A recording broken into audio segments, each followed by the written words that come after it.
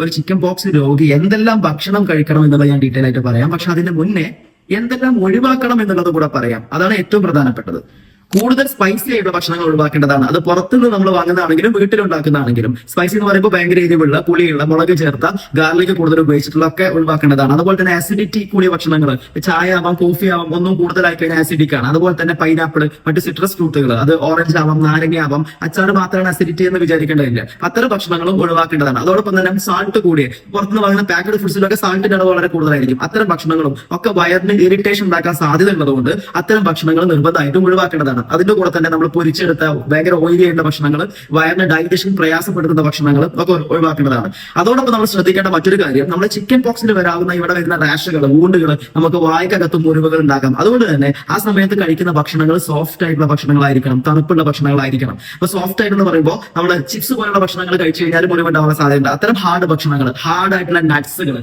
അത്തരം ഫുഡുകളൊക്കെ ഒഴിവാക്കുന്നതാണ് നല്ലത്.